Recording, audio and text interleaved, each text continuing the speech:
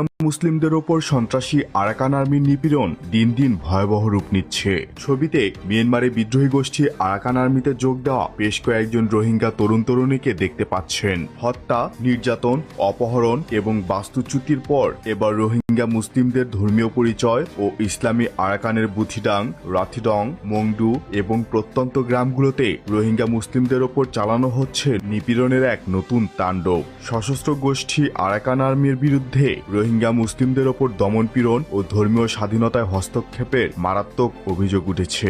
স্থানীয় সূত্র ও মানবাধিকার কর্মীদের বরাতে জানা গেছে, সাম্প্রতিক সময়ে রোহিঙ্গা জনগোষ্ঠীর ধর্মীয় পরিচয় মুছে ফেলার উদ্দেশ্যে নানা বিধিনিষেধ জারি ও নির্যাতন চালানো হচ্ছে। প্রাপ্ত অভিযোগে বলা হয়, রাখাইনের বুথিডাং, রাথিডং এবং মন্ডু অঞ্চলের বিভিন্ন প্রত্যন্ত গ্রাম থেকে রোহিঙ্গা নারীদের তুলে নিয়ে ক্যাম্পে আটক রাখার ঘটনা ঘটছে।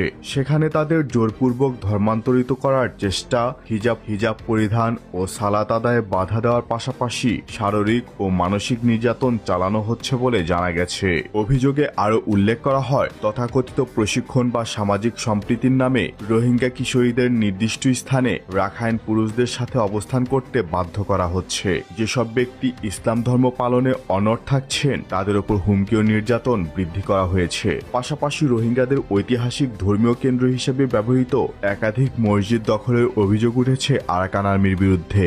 সূত্র জানায়, গত 9 আগস্ট বুথিডাং জামে মসজিদে পরিচ্ছন্নতা অভিযানের নাম করে পরবর্তীতে সেটিকে আরাকান আর্মির রাজনৈতিক উইং ইউএল এর কার্যালয়ে রূপান্তর করা হয়। বর্তমান সেখানে সাধারণ মুসলিমদের ইবাদত পালনে বাধা দেওয়া হচ্ছে। দীর্ঘদিন ধরে চলা হত্যা, বাস্তুচ্যুতি এবং নির্যাতনের পর এবার ধর্মীয় আচার অনুষ্ঠানে বাধা প্রদান রোহিঙ্গাদের অস্তিত্ব ও সাংস্কৃতিক পরিচয়ের ওপর নতুন করে হুমকি তৈরি করেছে।